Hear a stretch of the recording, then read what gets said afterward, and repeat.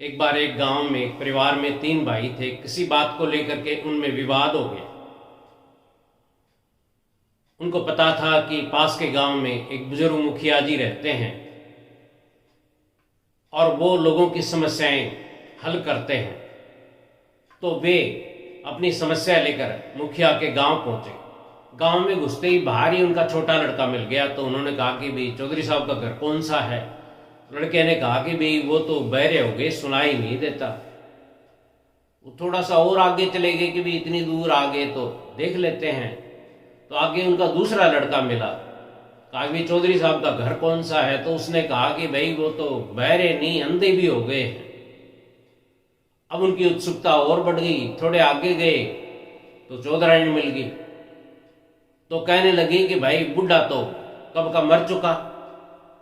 अब तीनों लोगों ने 3 तरह की बात करी तो वे समझ गए कि कुछ मामला और है।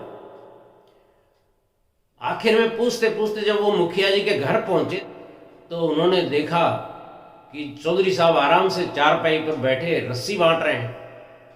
राम राम श्याम श्याम हुई।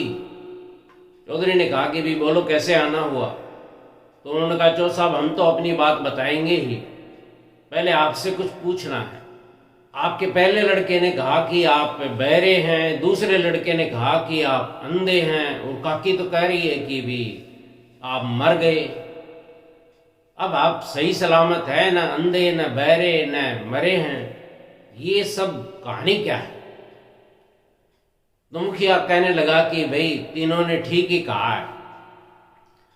अब आजकल क्या है, घर में कितना ही शोर शराबा हो, कोई आपस में लड़े, मैं सुनता नहीं, इसलिए मैं बहरा हो गया।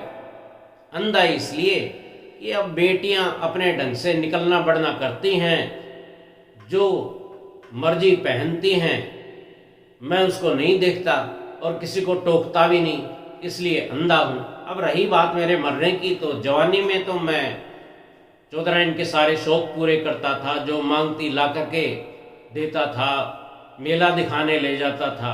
अब बच्चों का राज है, मेरे पास न पैसे हैं, न शौक पूरे करने की ताकत है, और ना ही उसका कहा करने की मेरी हालत है। तो उसके लिए तो मैं मरे बराबर ही हो गया। तो तीनों अपनी अपनी जगह ठीक कह रहे थे। कहने का मतलब ये है कि यदि परिवार में 2 समय का खाना और सम्मान से रहना है तो सब कुछ अनदेखा करके अपने संयम के साथ रहें।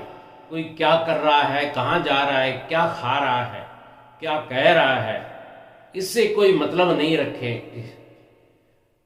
क्योंकि जब आप जवान थे और परिवार के लोग आपके पास रहते थे तो हर कोई आपकी बात मानता था। अब आप उनके पास रह रहे हैं तो उनकी बनाई हुई व्यवस्था में रहिए। इसलिए समय के साथ आदमी को बदल जाना चाहिए। आपका दिन अच्छा गुजरे। नमस्कार।